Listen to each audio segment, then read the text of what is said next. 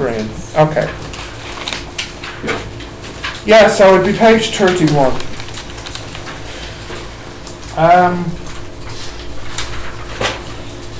For a little something simple to start with. So, for example, you know here that if I have x squared plus 3x plus, sorry, where am I going? We'll go with 5 plus 6 equals 0. We know that the factors would be x plus 3 and x plus 2. That equals 0. So what would x equal? Minus 3 or minus 2? Minus 3 or minus 2. Just for vocabulary, this here is called the factor, and this here is called the root. Okay? So for example, if I say, example, 2x plus 3 is the factor, then that would mean minus 3 over 2 is the root. Okay. Is that okay? Can you see how I went from one to the other? Yes. Okay. So that really kind of takes care of question 1 and 2. But now the remainder theorem is what we're going to look at today. So I'll just give you a moment to make note of that vocabulary. So how did you get minus 0 over 2? Yeah, basically what I did was, in my head, I made this equal to 0 and then rearranged it, yeah? Okay. Right, now. So, Yes?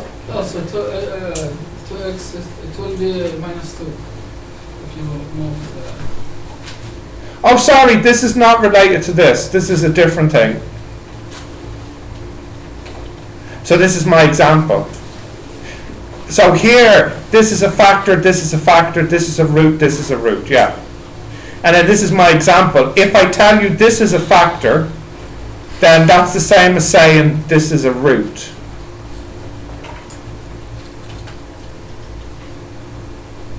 Yeah? Yes? Okay.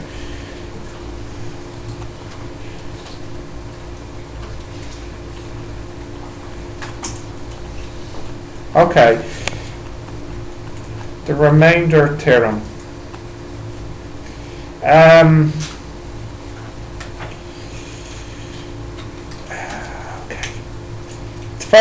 It's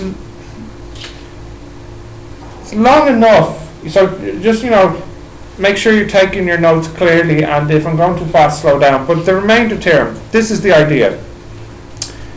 The problem is, if I ask you for the remainder, the only way you can find it is by using long division, right? And this is a very long process, long division. So we're going to try and find a formula, a way to calculate the remainder without having to do long division. That's the goal here. Okay? So, normally speaking, we have something like x, and, okay, to make it easy, I'll make it plus. Something like x plus a number, a constant, I'll call it k. And normally, we want to divide that into something like a cubic. So, ax cubed plus bx squared plus cx plus d. So this is our typical situation. But what I'm doing now is I'm going to do it without any numbers, just with constants, and see if I can get a formula for the remainder at the end. Do you understand the concept here? Yes? Yes. So let's see what happens. What would I need to multiply x by to make this? ax squared. Ax squared. So I get ax cubed plus, a times that one, ak x squared. So far, is that okay? Yes? All right. So this is going to get complicated. So I'll just pause for a moment so you all have down to this part.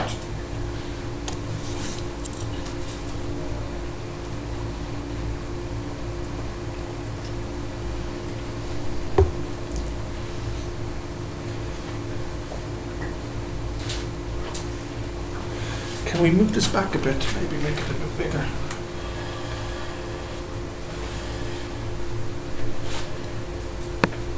That's a bit better.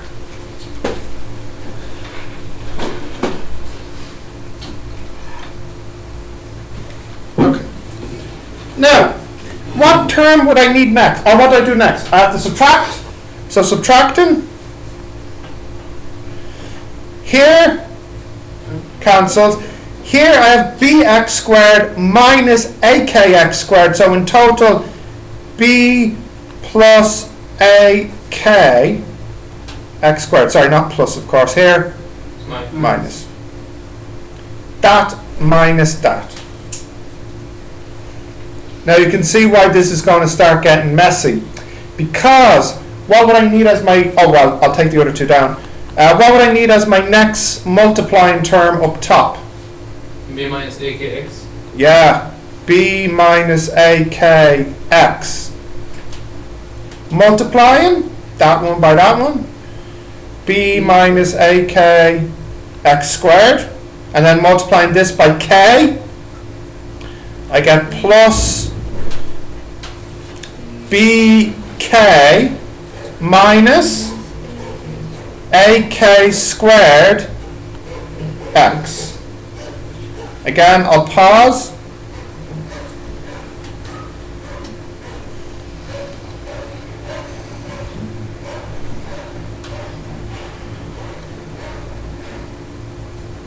Okay, you have to hear? Just a second. Yes? Okay.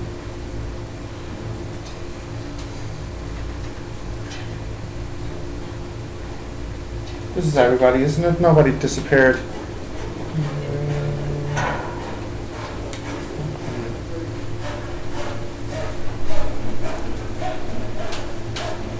Right, okay. Happy so far? Yes. Now, what do I do next? Again, I subtract. Here they cancel. Here, it's c minus that. So I'll just stick it out the front here. C minus bk. What's next? Plus ak squared x. And then this d carries down. Now the good thing... CX, that's CX. Sorry. Here is cx, yeah? But I just put the x on the outside here, so it's still cx. Yeah. Cx is there.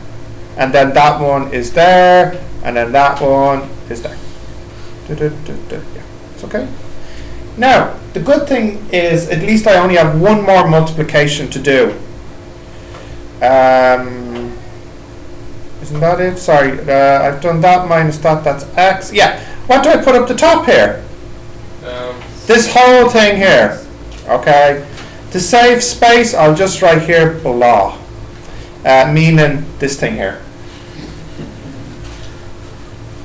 You will have space in your notebook to write in blah, but it's this thing here.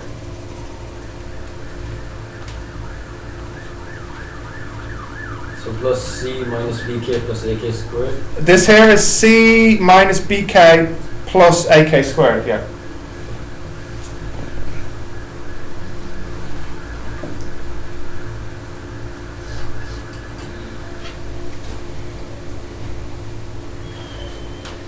Now, multiplying my law by x here gives me the same thing, of course. C minus bk plus ak squared x. And then here, if I can squeeze it in, I get plus the next piece multiplying k.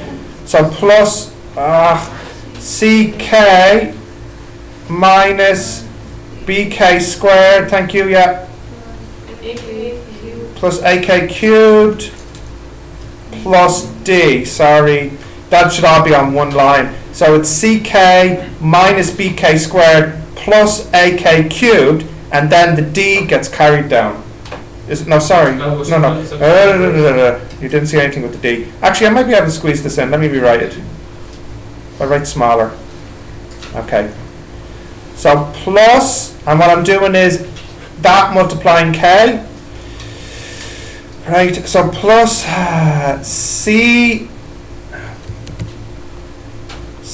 ck minus bk squared plus ak cubed. Great, got it in. That's the last term, right? Because if you look at the top, it's finished. That was the last term. So what do I do now at the end? Subtract. So let's do it.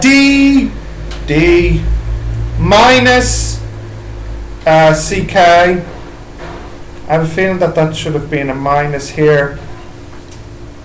Where did that ck blah times k and blah? No. It's fine. Just put it in brackets. This should have brackets. Yeah. Okay. Minus ck plus bk squared plus minus. AK. No, that means I've made a sign mistake. No, it's plus it. Blah times k. And where's my blah? This is it here, isn't it? Yes. ck there plus and then minus. Yes. BK squared. How did this become minus? That was from c minus bk plus ak squared.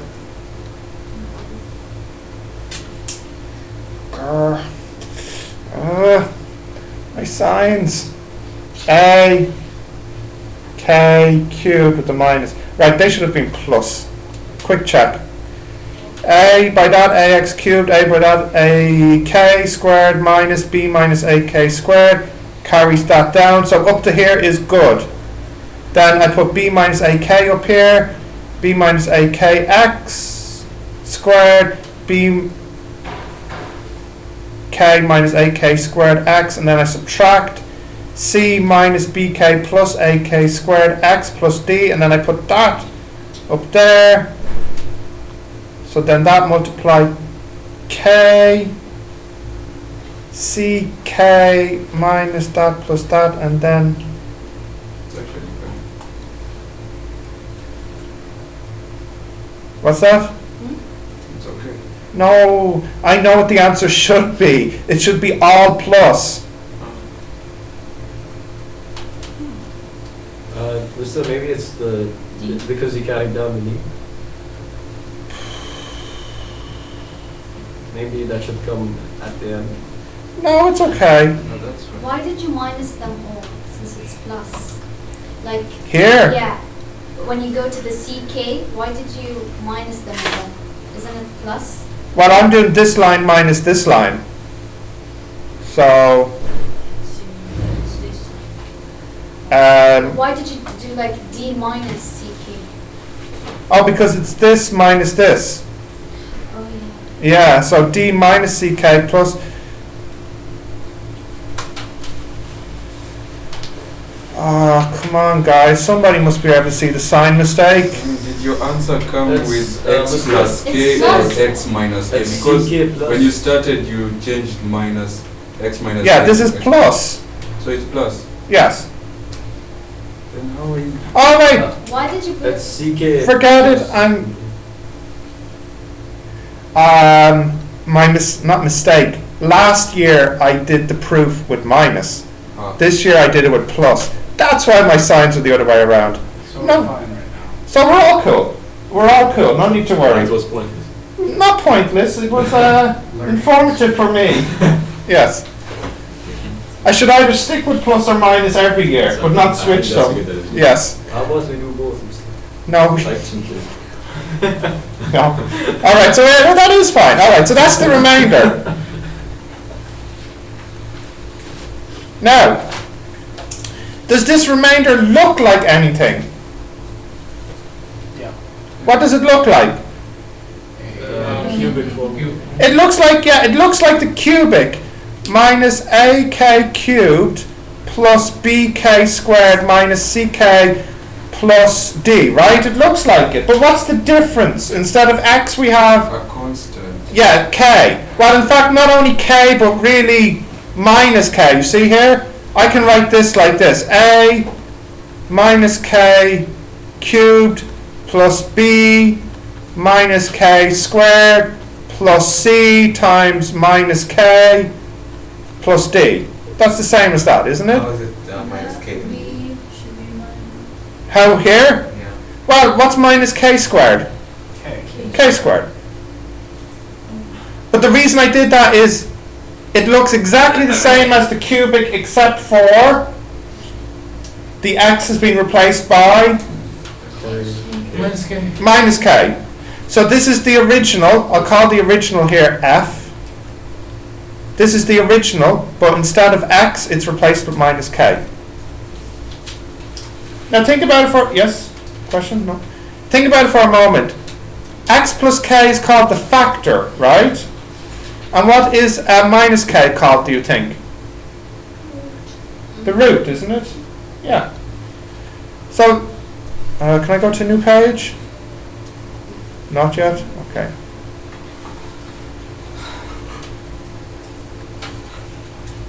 Yes? So instead of having x, we have minus k. So basically you've found the formula. And the formula is really, really simple. The remainder equals the original, but the x replaced with a number. Should we know all of this? What do you think? No. Say yes. Can calculate it. No, you were right the first time. You don't need to know it. I'm just doing it because I know you'll be asking yourself later today, but where did Stephen get that result from? You can't just make results up. You have to prove it, right? So this is the proof for it. Yes? So, this is the result.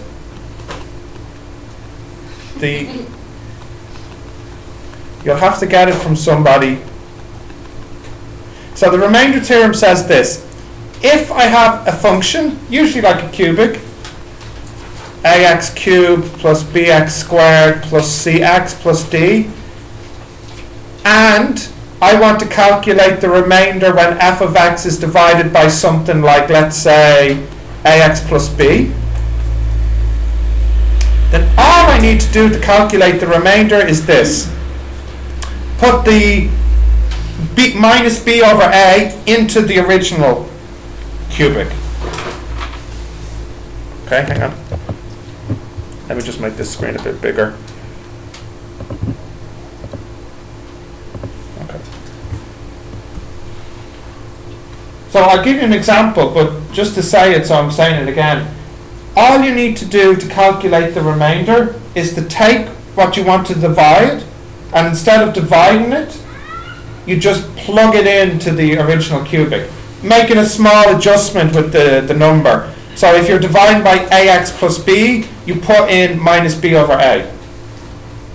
Okay, now again I'll give you an example. And as a great example, we'll do one we did earlier today. So can you take your notebooks from earlier today, take out the notes, and give me the first long division example I did for you. And did I do any ones with you that have a remainder or not? Or were all my examples remainder 0? Most of them are remainders. Okay, well how about we do one from the one that you did? So did everybody here get a chance to do, let's see, what did I say? DEF, wasn't it? Yeah. All of the ones in the D, E, F, and 1. They all have, the D, E, and F have remainder 1. Yes, okay. So for example, did everybody get remainder 1 with D? 1D?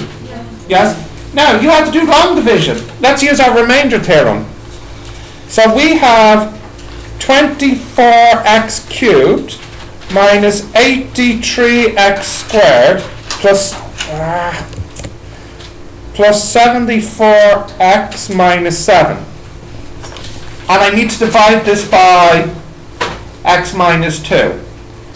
Now, we know that the remainder is 1, so I shouldn't really call it a factor, but just for the moment, if this is the factor, what would the root be? x equals 2. Okay? So the remainder theorem says all I need to do is to take this number and plug it back into the question.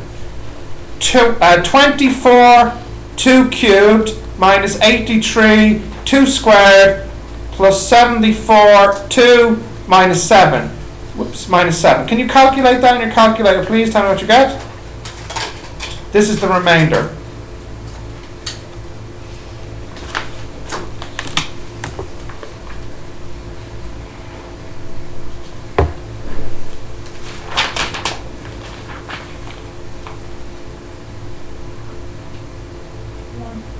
It's 1. And what was the remainder that you got when you did long division? It was 1. Which is quicker. This, of course, is quicker, right? So, remainder theorem is so useful for calculating the remainder. It means you no longer have to do long division to get the remainder. You can now get the remainder this way. Using this, okay? Remainder theorem. So long division is now redundant. Yes, only for calculating the remainder, but you'll still need to do it for finding the 3 factors. Okay. Yes. So, not completely redundant yet, but redundant for finding the remainder.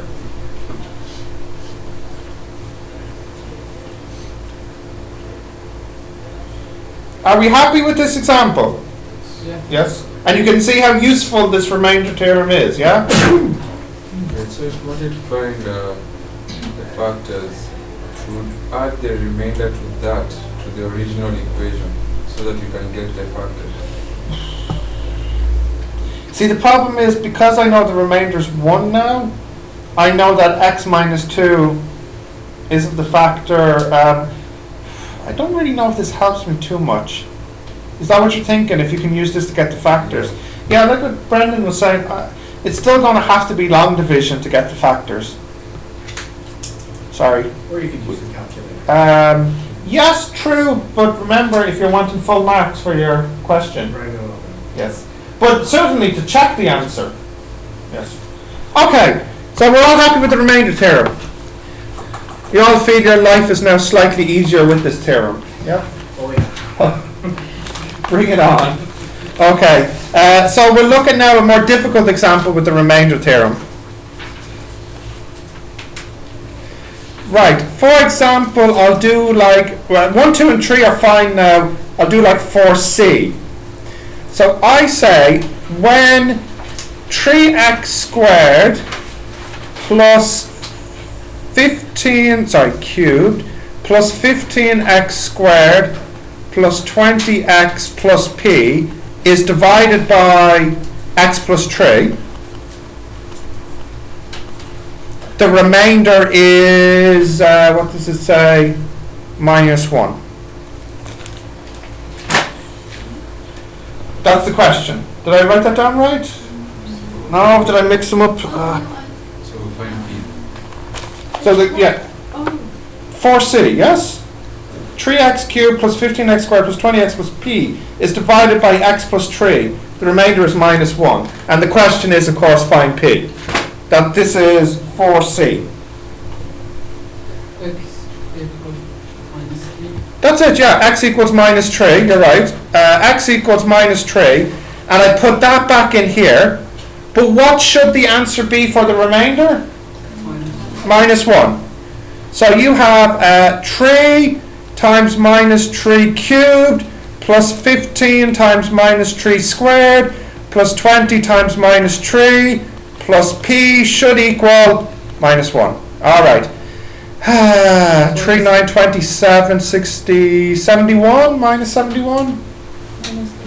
Oh, it's off by 10. Minus 81, is it? Thank you. 9 times 135? Minus 6. Oh, but let's do each part. Minus 5. Right? But let's do each part. This part. 135? Is it? 135 minus 60 plus p equals minus 1. Alright, so minus 81 minus 60 is minus 121, 9, 5, 14, 1. P is 15? No, I got B is 5. I get 5. Well, I'm willing to accept I could be wrong here. So let's just do each part. Minus 81 minus 60, what's that? Minus 141. Of course. So I'm wrong, sorry. So 135 minus 141, what's that? Minus 6, yeah, minus 6, and then you take minus 6, take that over, it's a plus 1, and take that over, there's a minus p. Minus 6 plus 1? Minus 5, so? P equals 5. Okay, so that's the p. So really, all you're really doing here is what type of equation would you, how would you describe this? What type of equation is this line here? Linear, isn't it? Because the p is just p, right? So in fact, all you're really doing here is solving a linear for p. Yeah? Are you okay with that? Yes. Now, the more difficult one is when there's two, p and q. So as an example here, I'll do 5a. So I'll just give you a minute if you need to write that down.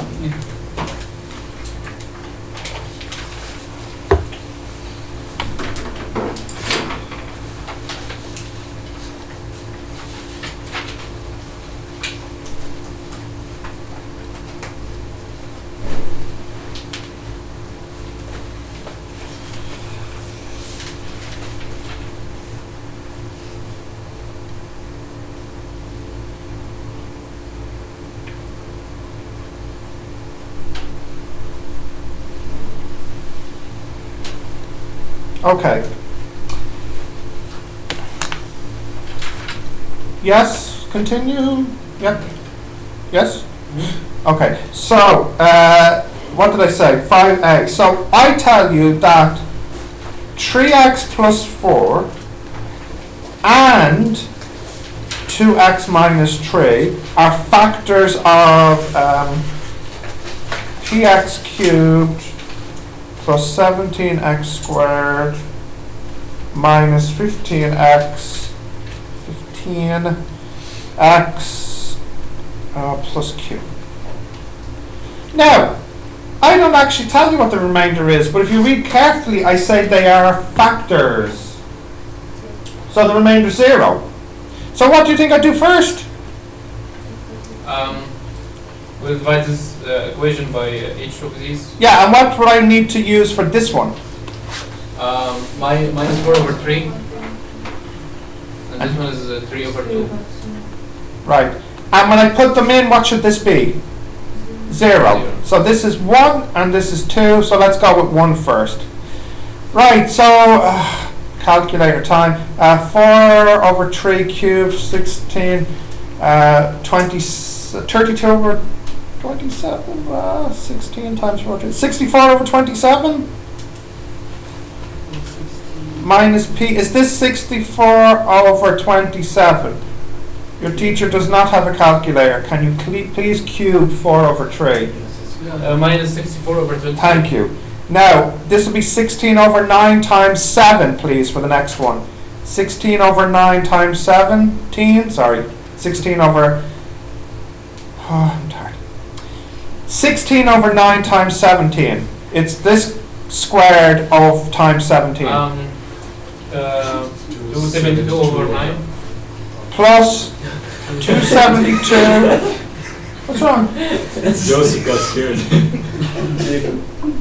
Is it 272 over 9? Yeah. And then minus 15 times this. Well, that'd be minus 20, or plus 20, won't it? Is it?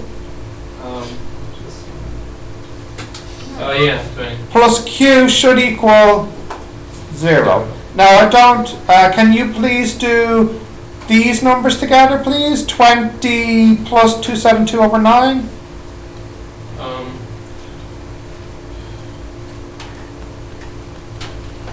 452 over 9. 452 over 9, yeah? So if I take that to the right, it becomes minus 452 over 9. Yeah? Yes, so this is equation 1. Now, have I done anything yet with number 2? No.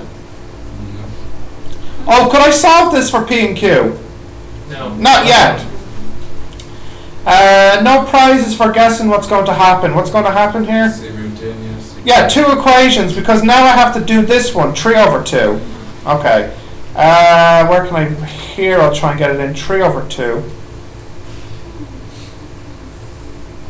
Right, 3 over 2 cubed is 9 over 8, over 8. 27 over 8. Mm-hmm. 27 over 8p plus 9 times 17 over 4. 153 over 4. 15 times 3 over 2. 45 over 2. And then finally plus q. And what should that equal? Should equal 0. Okay. Right. Please put these two together.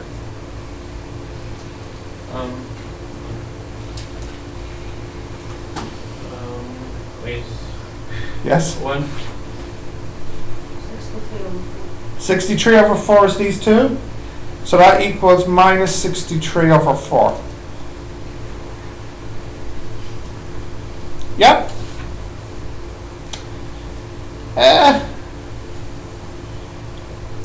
They look a bit ugly, but in fact not too bad, because if I was to solve these together, what's the nice thing here?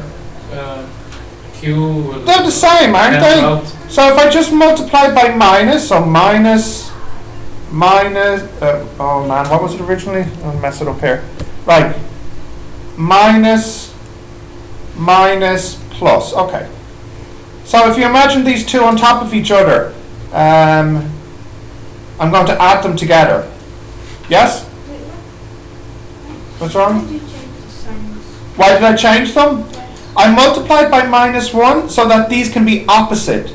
So I can cancel them by adding together. It's like your simultaneous equations. If you want, I can write them on top of each other. So it's like I'm doing this now. Minus 64 over 27p plus q equals minus 452 over 9. And then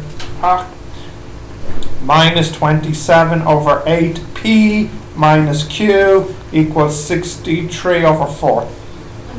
What if you don't change the sign, you just subtract and stuff? I'm trying to solve them like simultaneous, so if I don't change the sign, then I'll have to subtract them to cancel the q's here. Yeah. But as it stands now, I just have to add them. So please add these two together. This plus this. Do you need me to scroll up? Minus 1,241 over 216. P. For sure. Yeah. Okay. And then add these two together. This one plus that one.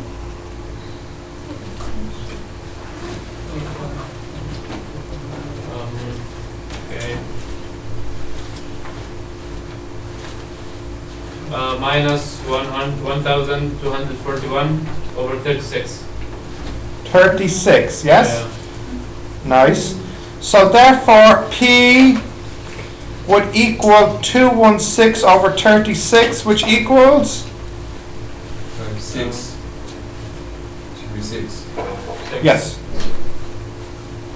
Isn't that nice? P is 6. And now how to get the Q? Substitute it into, let's say, this one.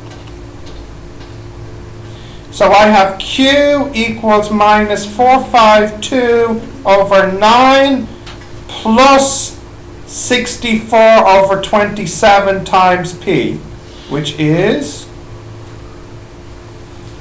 Minus 36. minus 36. This is the Q. So congratulations, you've now found P and Q in the original here. P and Q, you now know. How many marks would that question be worth? That would be a big one. Let's hope so. No, it would be. 6%? 6 marks? Okay. Something like this. No, it is a big one. This certainly will be a part of a long question, not a short question.